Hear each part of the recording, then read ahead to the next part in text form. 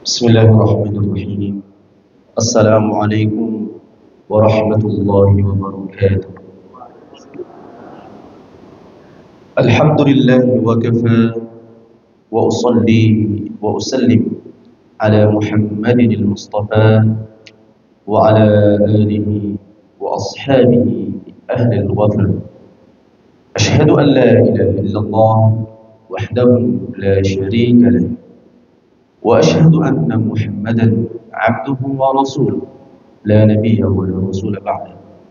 قال الله تعالى في كتابه العزيز: يا أيها الذين آمنوا اتقوا الله حق تقاته ولا تموتن إلا وأنتم مسلمون. معاشر المسلمين جماعة صلاة الصبح مسجد الريان rahimani wa rahimakumullah. Alhamdulillah, kita memuji dan bersyukur kepada Allah Tabaraka wa Ta'ala, Zat yang telah menciptakan kita dengan bentuk yang sangat sempurna, memberikan rezeki kepada kita, mengatur seluruh keperluan, kebutuhan, dan memudahkan perkara-perkara dan urusan kita semua. Maka tidak ada jalan lain kecuali kita mensyukuri setiap nikmat yang Allah anugerahkan kepada kita. Di antara nikmat yang Allah berikan kepada kita dan patut kita syukuri adalah nikmat keislaman, nikmat iman, nikmat sehat yang sampai pada saat ini Allah Tabaraka wa Ta'ala berikan kepada kita. Yang dengan nikmat-nikmat tadi Allah Tabaraka wa Ta'ala memudahkan langkah kita untuk menuju tempat tercinta ini dalam rangka beribadah kepada Allah Subhanahu wa Ta'ala, kemudian melanjutkan dengan talabul ilm. Ma'asyiral muslimin rahimani wa rahimakumullah. Yang kedua, salawat dan salam semoga selalu tercurah dan terlimpahkan kepada baginda Rasulullah Muhammad sallallahu alaihi wa ala alihi wa sahbihi wasallam. Di mana kita tahu Nabi Muhammad sallallahu alaihi wasallam telah berjuang selama kurang lebih 23 tahun, mempertaruhkan nyawanya. Beliau bahkan rela dihina, rela diludahi, bahkan ujungnya beliau diusir dari kampung halamannya, di mana merupakan sesuatu yang paling menyedihkan ketika kita terusir dari kampung halaman di mana kita lahir di situ. Dan itu terjadi kepada baginda Rasulullah Muhammad SAW dan orang-orang yang mengikuti beliau dahulu ketika di awal-awal Islam. 13 tahun Rasulullah SAW ibaratnya membabat alas di kota Mekah.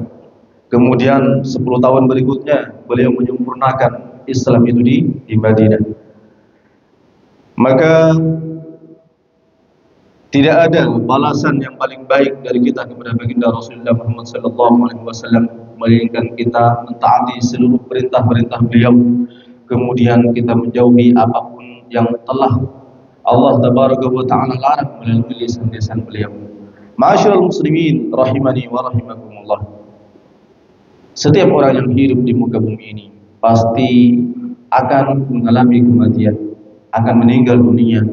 Tidak ada satupun di antara kita yang kemudian akan hidup kekal di muka bumi ini. Contohnya sudah sangat banyak. Samping kanan kiri kita, depan belakang kita, bahkan mungkin bagian dari keluarga kita telah Allah ambil terlebih dahulu mendahului kita semua. Allah mengatakan, "Qul innal mauta alladzi tafirruna minhu fa innahu mulaqikum." Katakanlah wahai Muhammad, sesungguhnya kematian yang kalian lari dari kematian tadi, pasti kematian tadi akan menemui kalian. Artinya, dimanapun kita berada, kapanpun, dimanapun, dalam kondisi apapun, ketika Allah Subhanahu wa Ta'ala telah menetapkan hari kematian kita, maka sudah di situ kita akan meninggal dunia. Dalam keadaan itu pula kita akan meninggal dunia. Dan nanti ketika kita telah meninggal dunia, apakah semua urusan akan selesai? Tidak. Ketika kita meninggal dunia, maka kita akan dibangkitkan kembali. Di alam kubur kita akan diproses. Kemudian setelah itu kita akan dibangkitkan. Tujuannya apa? Untuk mempertanggungjawabkan setiap amalan kita.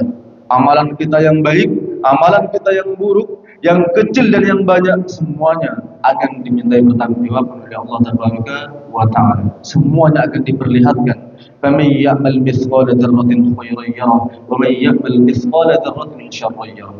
Sekecil apapun kebaikan yang kita lakukan di muka bumi, Allah akan tampakkan kepada kita nanti di akhirat. Allah akan berikan balasan kepada kita. Pun demikian, sekecil apapun kejelekan yang kita lakukan di muka bumi, maka Allah akan tampakkan pula kejelekan itu kepada kita, dan Allah akan memproses semuanya. Kebaikan akan Allah balas dengan surganya, kejelekan akan Allah balas dengan azab dan neraka. Oleh karena itu, kaum muslimin rahimani wa rahimakumullah, nanti di akhirat itu, setelah kita dihisab oleh Allah tabaraka wa ta'ala, amalan pertama yang akan dihisab tentunya adalah salat kita. Karena Rasulullah pernah mengatakan, inna awwala ma yuhasabu bihi al-'abdu yawmal qiyamati min 'amalihi salatuhu. Sesungguhnya amalan pertama dari seorang hamba yang nanti hari kiamat akan dihisab pertama kali adalah salatnya. Fa in saluhat saluha sa'iru 'amali. Ketika amalan salatnya sudah benar, maka bereslah segala amalan-amalan yang lain. Tetapi wa in fasada sa'iru 'amali. Ketika amalan salatnya belum lulus ujian, belum benar, maka amalan-amalan yang lain akan diperhitungkan.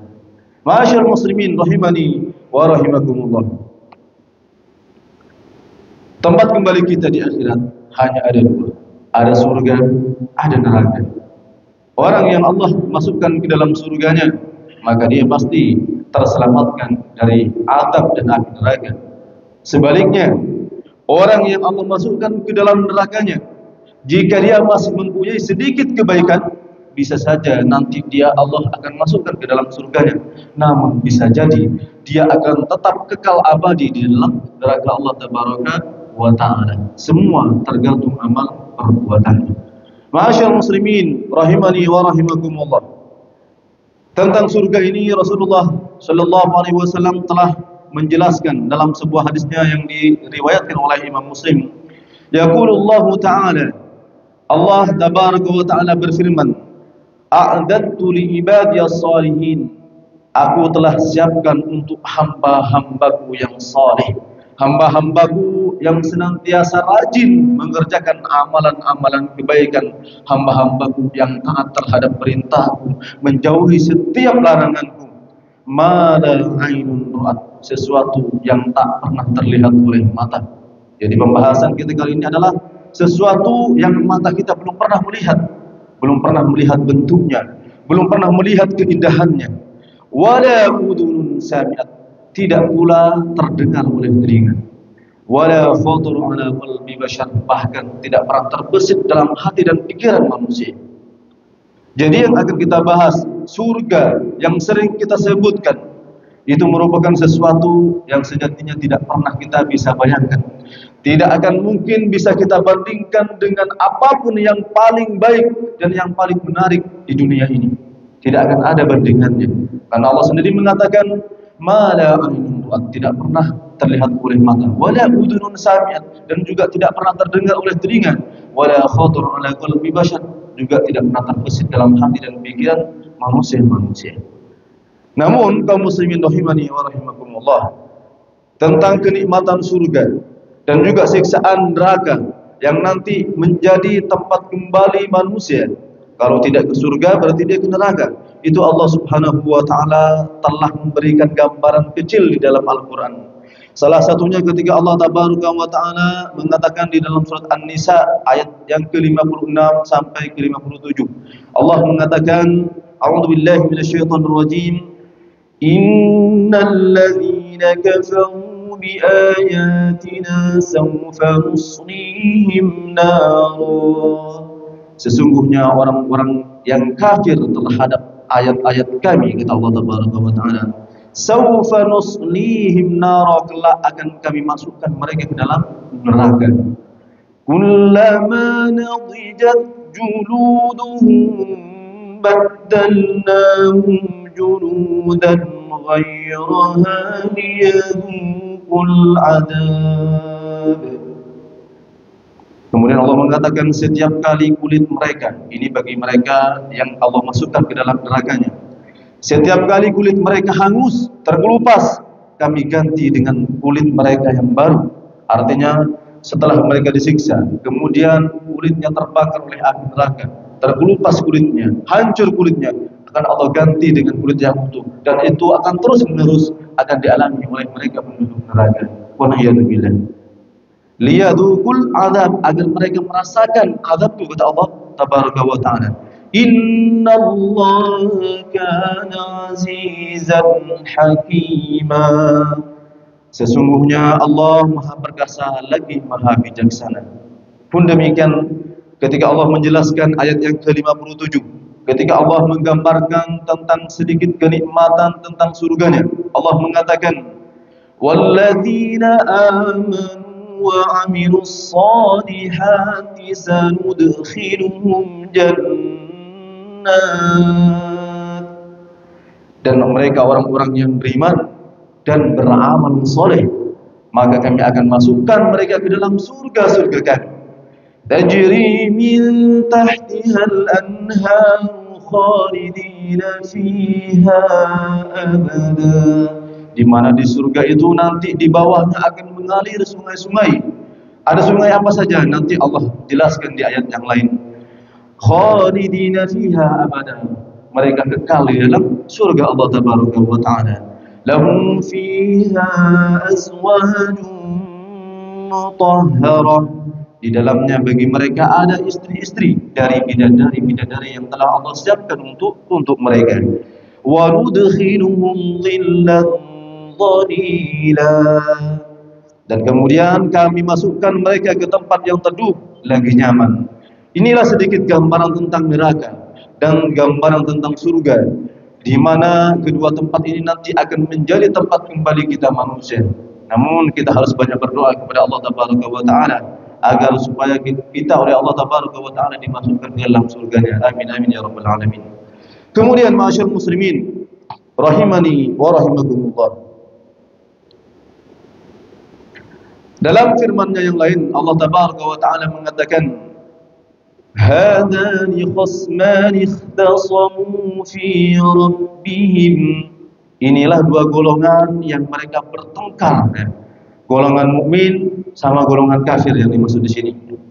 Mereka saling bertengkar mengenai Tuhan mereka. Falladzina kafaru qutti'at lahum thiyabun min nar. Mereka orang-orang kafir nanti oleh Allah tabaraka wa ta'ala akan dibuatkan pakaian-pakaian dari api neraka. Ingat, ini adalah ancaman Allah tabaraka wa ta'ala kepada mereka yang kufur terhadap ayat-ayatnya. Ketika Rasulnya datang menyampaikan kebenaran, menyampaikan firman-Nya, menyampaikan kebenaran, lalu mereka tidak mau menerima, bahkan mereka cenderung menolaknya dengan penolakan yang kasar, maka mereka nanti di akhirat akan Allah sediakan baju-baju yang tercipta dari api neraka. Min fawqi ru'usihimul hamim. Disiramkan air yang sedang mendidih di atas kepala mereka. Sudah bajunya dari api, nanti oleh Allah tabaraka wa ta'ala akan disirami ya kepala mereka dengan air yang mendidih. Tentunya ini merupakan sebuah nikmat, tapi merupakan sebuah azab. Api dunia saja panasnya sudah bisa kita rasakan. Air yang mendidih yang kita saksikan dalam kehidupan kita sehari-hari, begitu air mendidih kita siramkan kepada sebuah kulit misalkan, maka kulit tersebut akan melepuh, akan merasakan sakit orang yang terkena air mendidih tadi. Bagaimana nanti ketika mereka akan diberikan pakaian dari api neraka, di mana kepanasan dari api neraka sendiri berlipat-lipat daripada panasnya api di muka bumi ini. Panasnya api di muka bumi sudah bisa membakar semuanya, bahkan bisa menghancurkan tidak hanya rumah, tetapi ketika manusia terbakar oleh api yang ada di dunia saat ini, mereka akan mati dan akan hancur. Sedangkan api yang Allah sediakan nanti kepada mereka penghuni neraka itu akan berlipat-lipat panasnya. Maka tentunya ini akan lebih menghancurkan mereka. Allah mengatakan yushabu bihi ma fi butunihim wal julud. Dengan air itu dihancur luluhkan segala apa yang ada dalam perut mereka dan juga kulit-kulit mereka. Karena yang disiramkan adalah air yang mendidih, kemudian bajunya terbuat dari api, maka seluruh tubuhnya akan hancur, seluruh isi perutnya juga demikian akan hancur. Walahum maqami'u min hadid, dan untuk mereka cambuk-cambuk dari besi. Tidak sampai di situ siksaannya, tetapi mereka disiapkan satu cambuk, yang cambuk itu terbuat dari besi yang panas juga tentunya.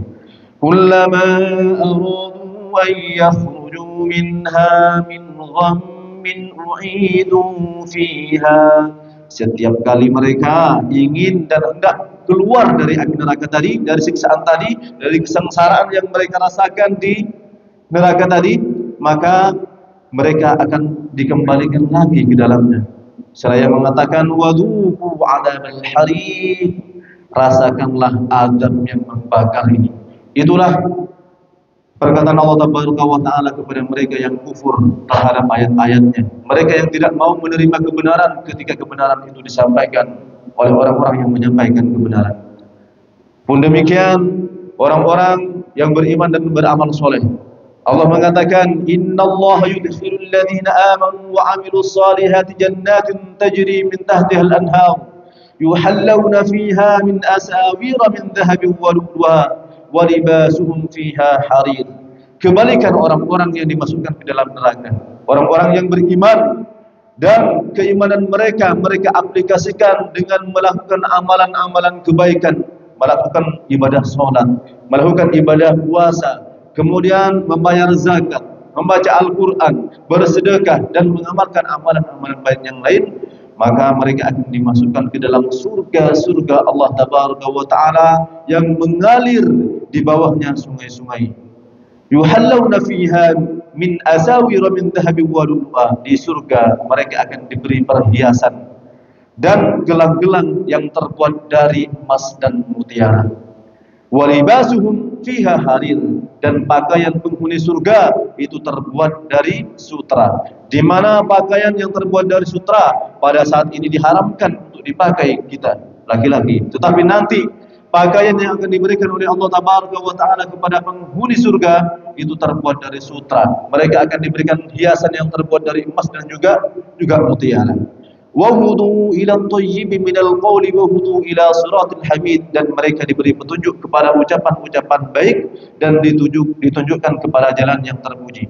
Nah, ciri-ciri orang yang akan memasuki surga Allah Tabaraka wa Ta'ala, di akhir ayat ini Allah mengatakan wahudu ila thayyibi, mereka akan selalu diarahkan kepada amalan-amalan dan perbuatan-perbuatan yang baik.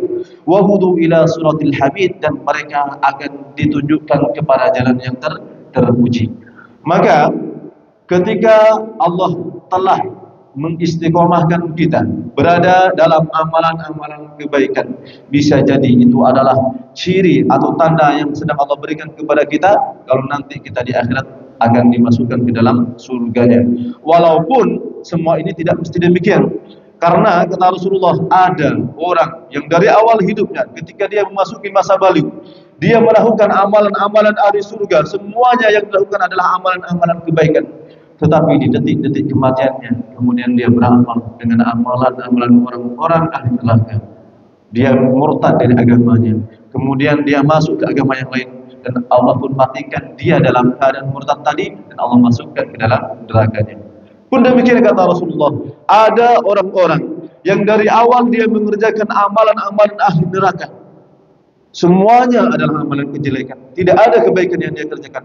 Tetapi di akhir hayatnya dia ternyata mengamalkan amalan-amalan ahli surga, dan dia meninggal dalam keadaan itu, lalu Allah Tabaraka wa Ta'ala masukkan dia ke dalam surganya.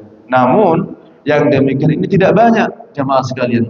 Tetapi yang biasa terjadi kata Rasulullah SAW, orang yang masuk surga itu mesti harus berbuat amalan kebaikan. Syaratnya harus beriman, itu syarat yang pertama. Dan iman itu harus ditunjukkan atau diaplikasikan dengan mengamalkan amalan-amalan kebaikan. Tidak cukup orang itu mengaku beriman. Aku telah beriman kepada Allah, aku telah beriman kepada Rasulullah, tapi dia tidak beramal. Maka iman yang dia klaim adalah iman yang kosong. Sebab orang yang iman itu dia akan membuktikan keimanannya dengan mentaati Allah Tabaraka wa Ta'ala. Dia akan menunjukkan keimanan dia, membuktikan keimanannya dengan memperbanyak amalan-amalan kebaikan. Maka sungguh merupakan kebohongan yang sangat besar ketika ada seseorang mengklaim dirinya telah beriman kepada Allah Tabaraka wa Ta'ala, tetapi dia enggan berbuat amalan-amalan saleh. Ma'asyiral muslimin rahimani wa rahimakumullah. Di dalam surat Muhammad ayat yang ke-15, Allah tabaraka wa taala menggambarkan sedikit tentang surganya.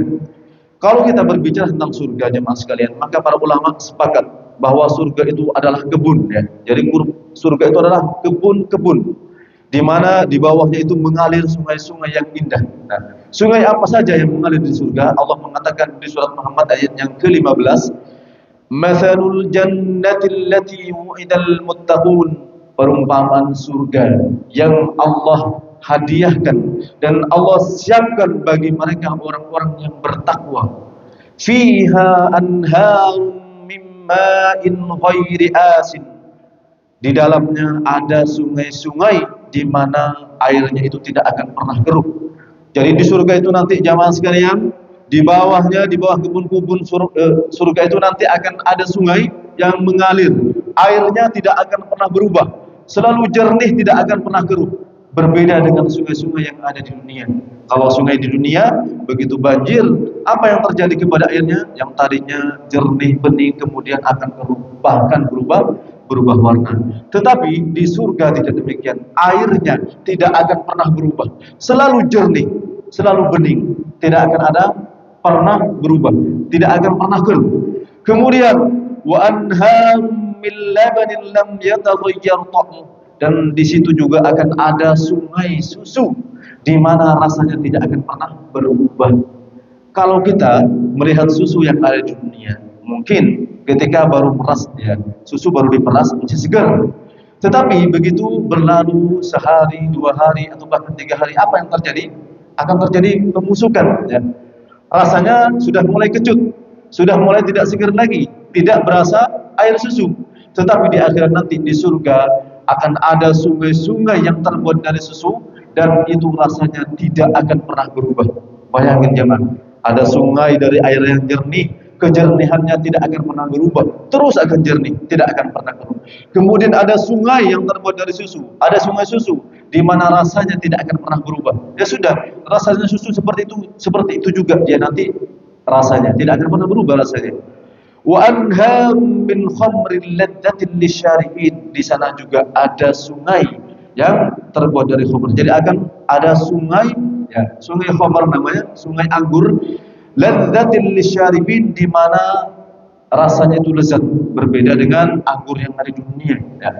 Meskipun mungkin kita tidak pernah minum ya jemaah, tapi dari perkataan-perkataan orang yang kita dapati, biasanya anggur itu selain memabukkan, rasanya juga tidak enak. Nah, beda nanti dengan anggur yang ada di surga. Jadi sungai anggur ini nanti rasanya lezat, ya, enak ketika dinikmati, enak ketika dikonsumsi. Kemudian wa anharum min asalin musaffa, tidak cukup air yang jernih, tidak cukup sungai dari susu yang tidak akan pernah berubah rasanya, tidak cukup dengan sungai anggur yang nanti lezat rasanya. Di situ juga ada sungai yang terbuat dari madu, di mana madu itu akan tetap juga rasanya. Bagaimana kita kalau minum madu? Madu itu enak ya, manis ya, walaupun ada madu yang pahit ya, ya.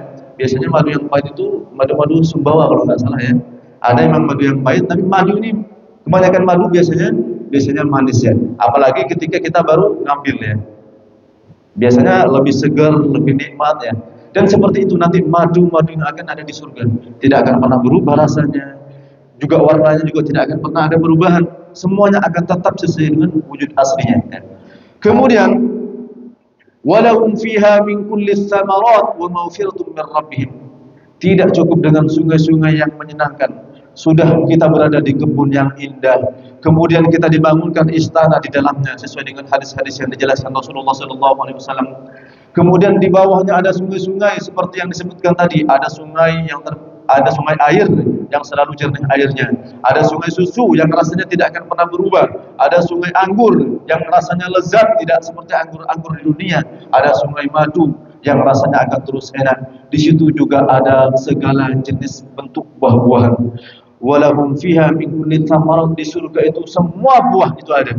Tinggal antum petik saja, tinggal antum nikmati. Berbeda dengan di dunia. Antum kalau butuh buah di dunia, antum harus pergi ke pasar, kemudian antum beli.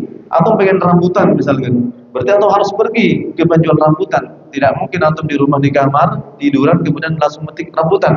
Namun di surga begitulah yang terjadi. Antum di tempat antum tinggal metik. Pengen anggur, antum metik anggur. Pengen apel, antum tinggal metik apel. Tinggal menikmati saja. Di dunia antum pengen durian misalkan ya. Kemana? Apa kemudian durian itu datang ke antum? Antum tiduran di kamar misalkan, atau antum lagi duduk di sofa, kemudian duriannya datang. Tidak, antum harus pergi ke tempat penjual durian, kemudian antum beli, kemudian antum buka, ya, baru antum bisa menikmati duriannya. Pun demikian ketika antum butuh apel, misalkan antum pengen buah-buahan yang lain, semangka dan semacamnya, misalkan antum harus pergi dulu ke tempat penjual buah, atau kalau tidak beli, misalkan antum nanam dulu, ya. Nanam walaupun membutuhkan proses yang lama. Tidak mungkin nanam sekarang kemudian nanti langsung tumbuh kemudian bisa kita petik. Nanam misalkan sampai sebulan kemudian baru kita petik buahnya. Itulah kehidupan di dunia. Tapi di akhirat di surga nanti segala jenis buah-buahan itu ada dan selalu ready untuk kita. Itulah jemaah sekalian gambaran kecil tentang kenikmatan surga yang Allah janjikan dan Allah siapkan untuk mereka orang-orang yang bertakwa. Uiddat lil muttaqin. Kalau neraka Allah katakan uiddat lil kafirin. Allah siapkan untuk orang-orang yang kafir. Surga Allah siapkan untuk orang-orang yang bertakwa. Bertakwa itu apa jemaah? Bertakwa itu sebetulnya sederhana. Kita laksanakan apa yang diperintahkan oleh Allah Tabaraka wa Ta'ala, kemudian jauhi apapun yang menjadi larangannya. Perintah Allah itu ada dua. Ada perintahnya yang hukumnya wajib, ada perintahnya yang hukumnya sunnah. Baik yang wajib ataupun yang sunnah kita kerjakan jika kita ingin masuk surganya. Larangan Allah juga ada dua. Ada larangan Allah yang hukumnya haram, ada larangan Allah yang hukumnya makruh. Kalau kita ingin selamat dari neraka, baik larangan Allah yang haram ataupun larangan Allah yang hukumnya makruh, kita jauhin semuanya. Rasulullah pernah mengatakan, kullu ummati yadkhulunal jannata illa man aba. Setiap umatku akan masuk surga kecuali mereka yang tidak mau. Jadi Rasulullah menggaransi umatnya semuanya pasti masuk surga. Rasulullah sendiri yang mengatakan, kullu ummati yadkhulunal jannata illa man aba. Setiap umatku akan masuk surga kecuali mereka yang enggan untuk masuk surga. Lalu mendengarkan perkataan ini para sahabat bingung. Masa iya Rasulullah ada orang yang enggak mau masuk surga?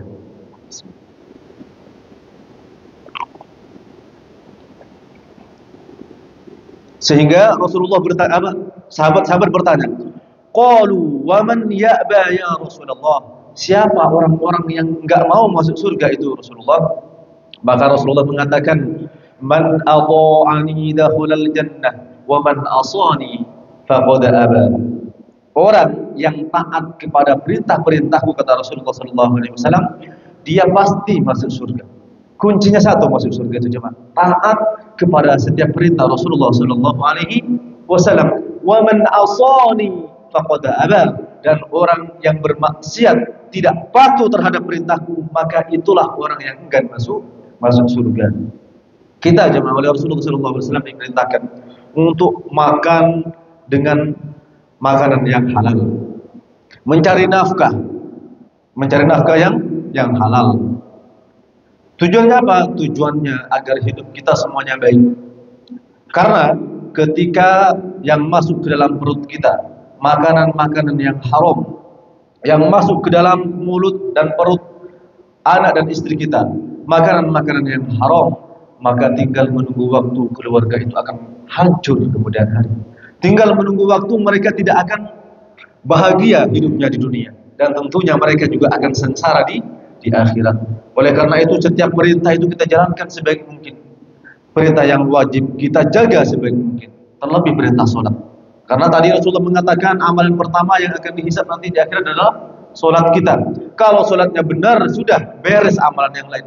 Tetapi ketika sholat kita belum beres, maka jangan pernah berharap kepada amalan-amalan kita yang lain.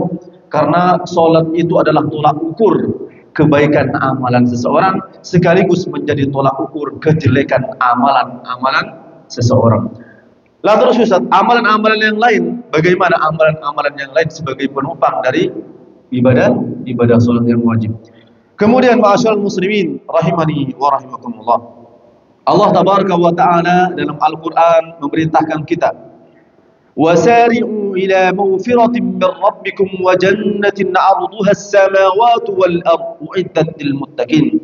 Dan bersegeralah kalian menggapai ampunan dari Tuhan kalian, di mana orang-orang yang mendapatkan ampunan nanti akan dimasukkan ke surganya.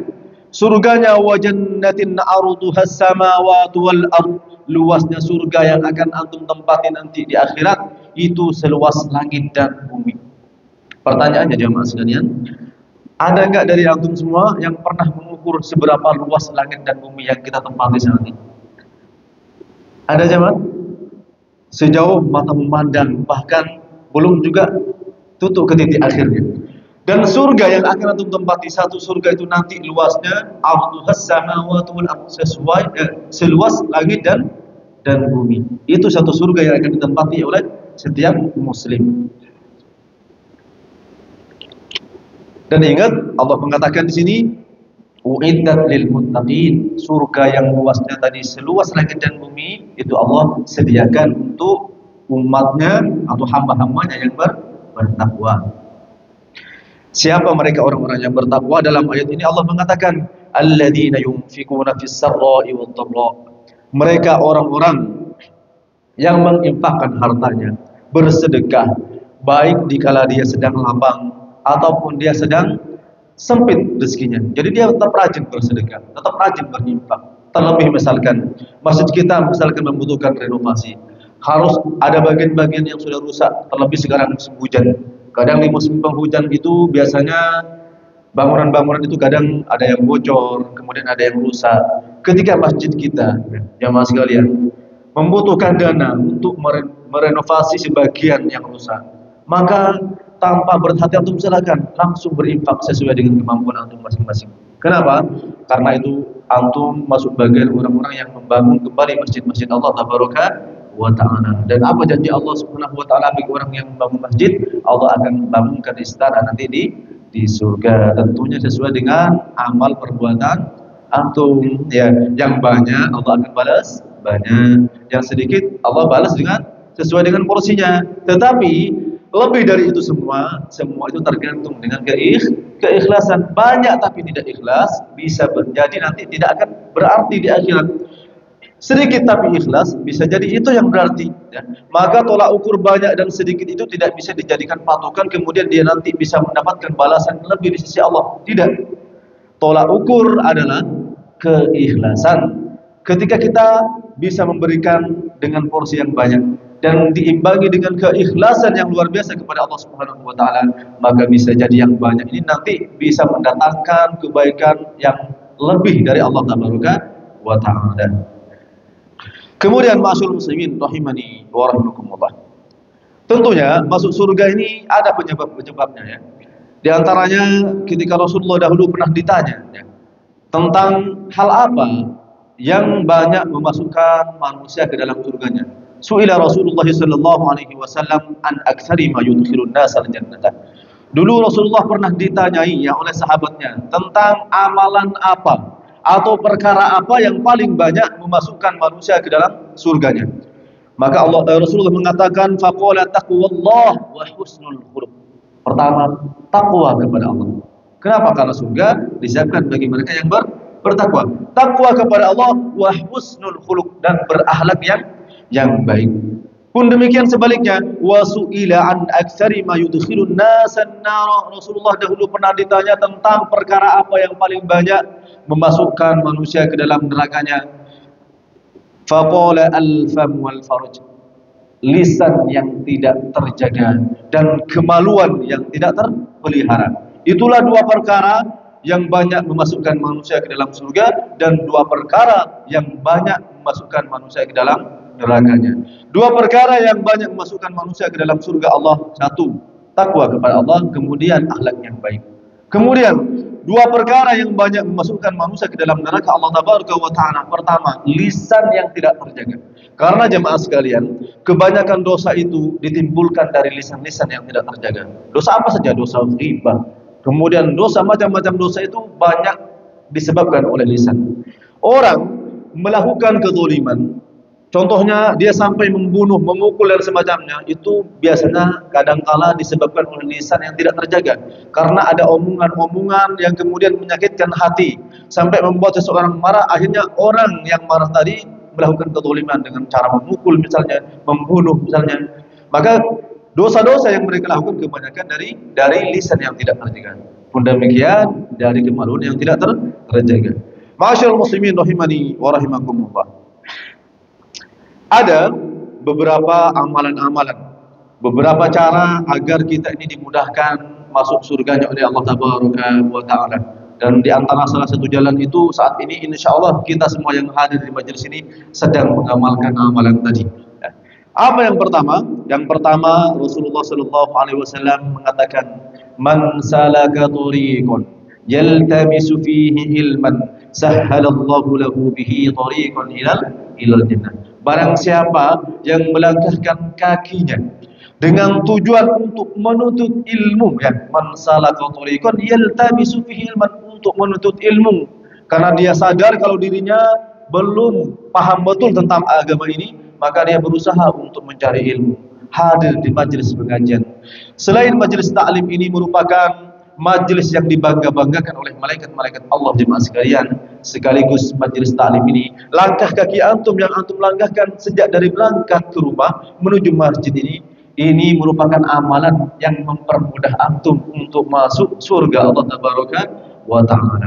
Oleh karena itu jemaah sekalian, sekaligus misalkan antum salat subuh berjamaah di masjid tercinta ini, kemudian niatkan untuk tolabul ilmi. Ketika ada jadwal kajian misalkan, maka antum niatkan, pertama, niatkan melaksanakan perintah Allah Subhanahu wa Ta'ala yang wajib, yaitu melaksanakan ibadah salat subuh berjamaah. Kemudian setelah itu ketika ada kajian antum niatkan untuk ikut menuntut ilmu. Jadi niatkan dalam hati kita hadir di majelis taklim, sehingga langkah antum ketika antum berangkat dari rumah menuju masjid tercinta ini oleh Allah Subhanahu wa Ta'ala dicatat sebagai amalan yang mempermudah kita nanti masuk surganya. Itu amalan yang pertama, yaitu orang-orang yang melangkahkan kakinya menuju majelis ilmu atau majelis ta'lim.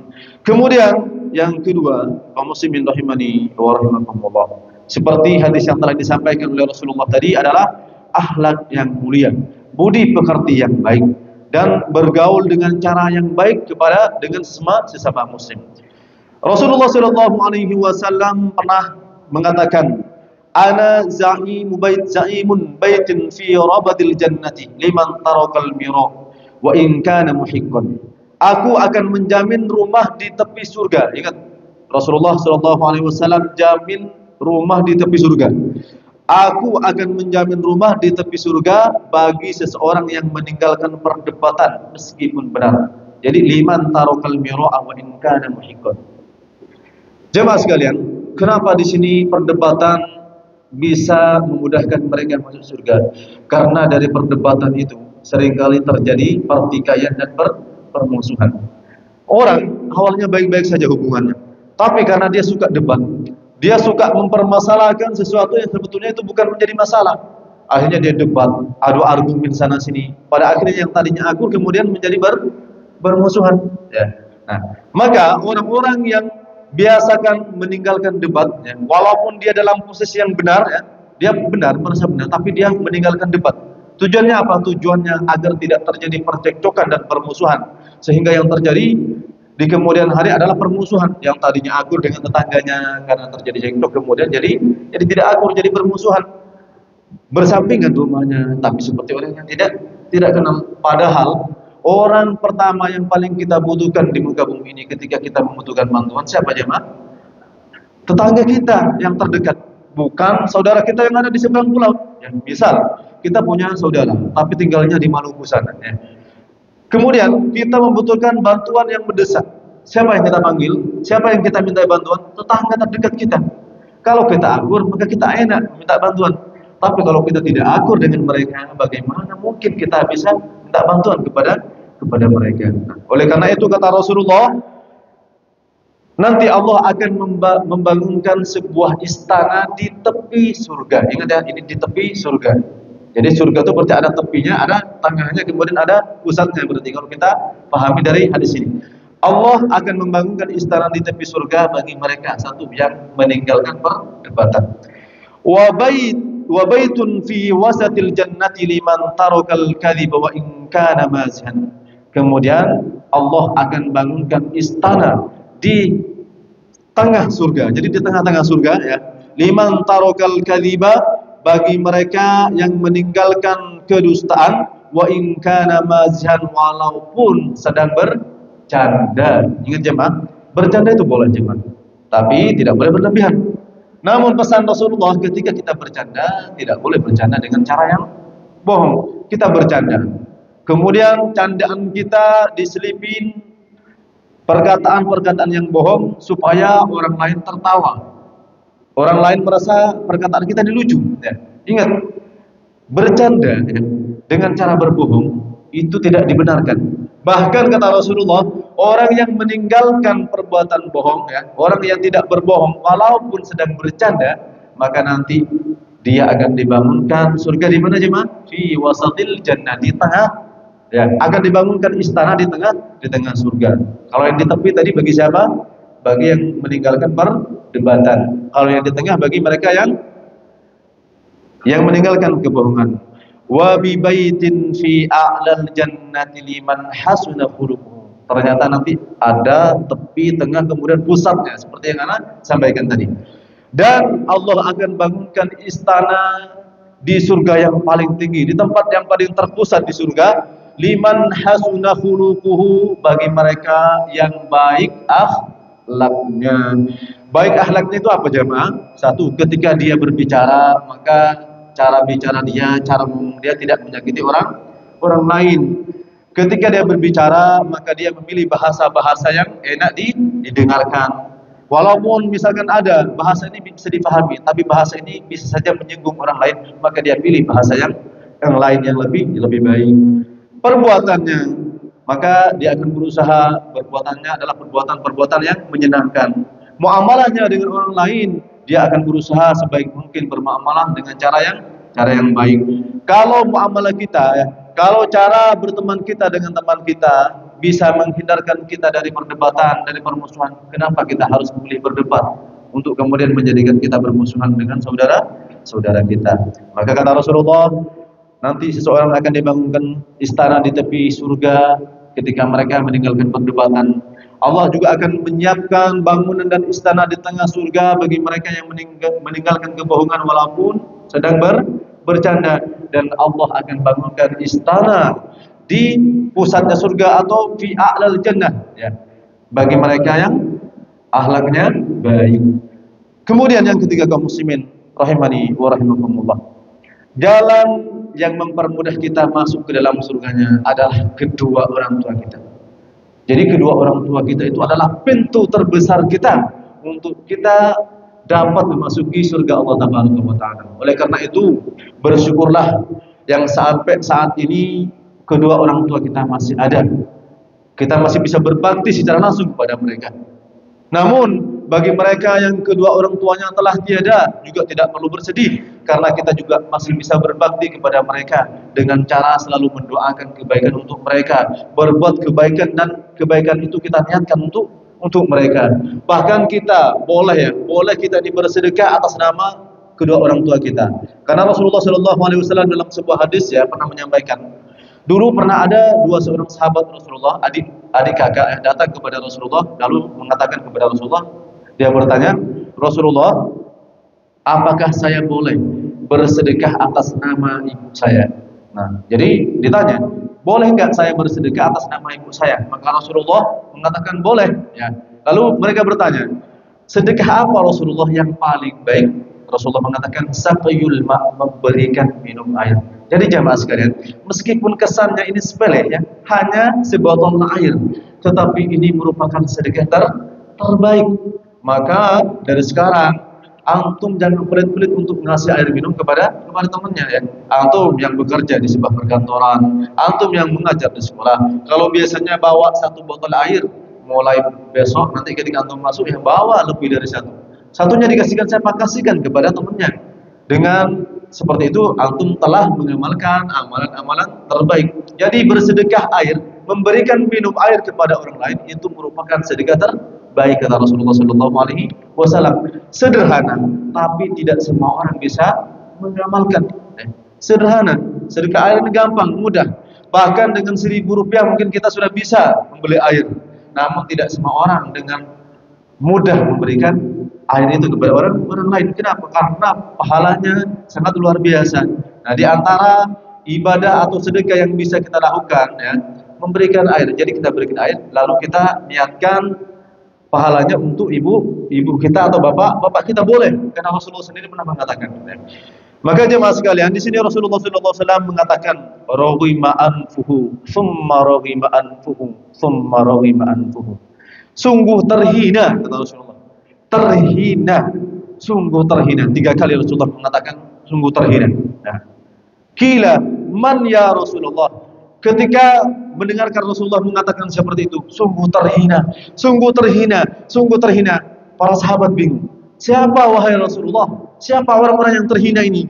Maka Rasulullah mengatakan, man adraka walidayhi indal kibari ahaduhuma aw kilaihima.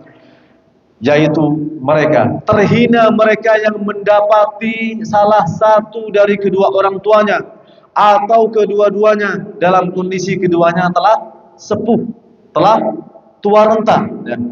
Thumma lam yadkhulil jannata, kemudian keduanya tidak menyebabkan mereka masuk surga Allah tabaraka wa taala. Ingat, Rasulullah SAW mengatakan terhina kepada mereka yang hidup menua bersama kedua orang tuanya atau kepada salah satu dari keduanya, namun keberadaan bapak dan ibunya tidak menyebabkan dia masuk surga Allah tabaraka wa taala. Yang menjadi pertanyaan sekarang, bagaimana cara kita menjadikan kedua orang tua kita menyebabkan kita masuk surga Allah tabaraka wa taala? Dengan cara apa jemaah? Birrul walidain. Kita berbuat baik kepada keduanya.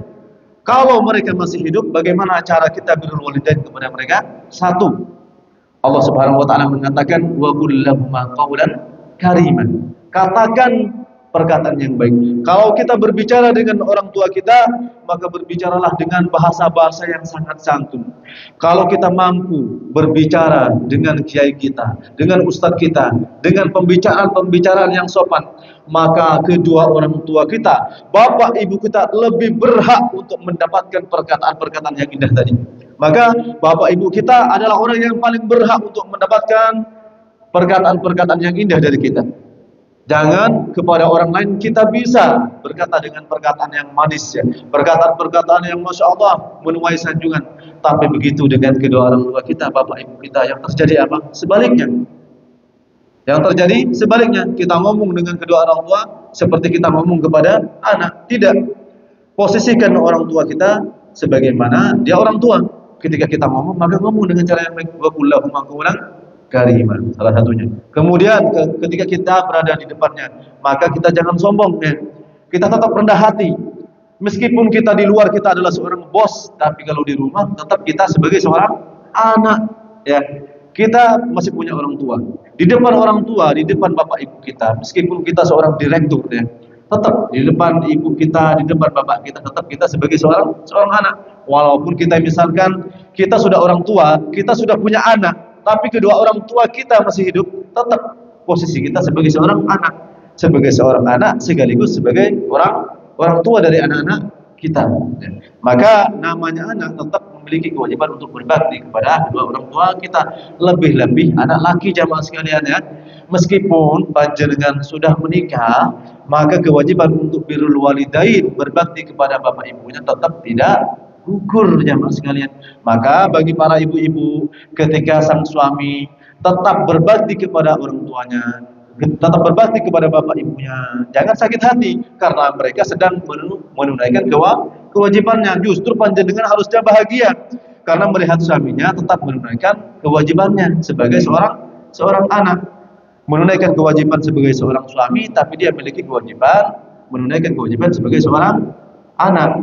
Berbeda dengan seorang perempuan. Kalau perempuan ya baktinya kepada siapa? Kepada suaminya.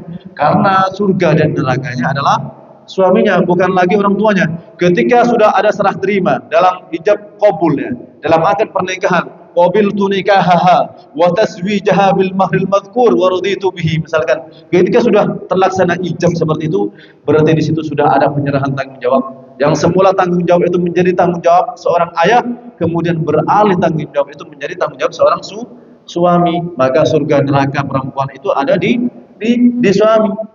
Maka tidak boleh perempuan itu menuntut kepada seorang suami ketika sang suami sedang berbakti kepada bapak dan ibunya. Kemudian yang terakhir jamaah sekalian, di antara amalan yang bisa dengan mudah memasukkan kita ke dalam surga Allah Tabaraka wa Ta'ala, ada amalan yang ringan. Kita kadang mengerjakan, mungkin juga kita kadang sering lupa. Apa amalannya Ustaz? Amalannya antum semua sudah tahu ya. Hanya saja mungkin untuk istiqomah berada dalam amalan tadi, itu yang masih menjadi pertanyaan kepada kita. Rasulullah sallallahu alaihi wasallam pernah mengatakan, "Ma minkum min ahadin yatawaddau fayublighu aw fayusbighul wudu." Barang siapa dari antum yang berwudu kemudian menyempurnakan seluruh rangkaian wudunya, yang wajib dilaksanakan, yang sunnah dari wudunya juga dilaksanakan. Thumma yaqul, lalu dia mengatakan, berdoa, asyhadu an la ilaha illallah wahdahu la syarikalah wa anna muhammadan abduhu wa rasuluh. Ingat, insyaallah semuanya hafal ya doanya ya. Doa setelah berwudu. Asyhadu an la ilaha illallah wahdahu la syarikalah wa anna muhammadan abduhu wa rasuluh illa futihat lahu abwabul jannati tsamaniyatu yadkhulu min ayyiha syaa, kecuali akan dibukakan pintu surga yang 8 kepada dia. Dia boleh masuk surga dari pintu yang mana saja. Jemaah sekalian, di surga itu nanti akan ada 8 pintu ya. Di mana pintu itu ada namanya pintu sedekah, ada namanya pintu ar-rayyan bagi mereka yang rajin berpuasa. Tentunya puasa di sini bukan hanya puasa Ramadan, tapi puasa-puasa sunnah. Ada juga puasa bagi mereka yang rajin melaksanakan ibadah salat. Ada mereka juga pintu bagi mereka yang rajin berjihad, dan ada pintu-pintu amalan kebaikan yang lain. Nah, orang yang mengamalkan amalan-amalan ringan ini, yaitu berwudu, ingat ya syaratnya, berwudu dengan tata cara wudu yang sempurna. Berarti di wudu itu ada yang wajib, ada yang sunnah. Dan yang wajib kita sempurnakan, yang sunnah juga kita sempurnakan. Nah, orang yang sudah wudu dengan wudu yang sempurna, kemudian dia berdoa, apa doanya tadi? Asyhadu an la ilaha illallah wahdahu la syarikalah wa anna muhammadan abduhu wa rasuluh. Doanya pendek ya. Antum rajin setiap habis wudu antum doa seperti itu, maka pintu surga yang 8 itu dibuka buat antum, dan antum bisa memasukinya dari pintu mana saja. Mudah sekali untuk masuk surga. Hanya saja konsistensi dari amalan kita yang masih perlu dipertanyakan dan perlu kita pertahankan. Mungkin ini jemaah sekalian yang bisa kita bahas pada kesempatan yang baik ini. Mudah-mudahan yang sedikit ini bisa menjadi motivasi untuk kita agar kita lebih rajin beramal, sehingga dengan amalan-amalan yang baik yang kita kerjakan tadi, Allah Tabaraka wa Ta'ala memudahkan kita untuk masuk surganya, di mana masuk surga itu merupakan harapan kita semua sebagai kaum yang beriman. Kita tutup dengan doa kafaratul majlis. Subhanakallahumma wa bihamdika asyhadu an la ilaha illa anta astaghfiruka wa atubu ilaik. Wassalamualaikum warahmatullahi wabarakatuh.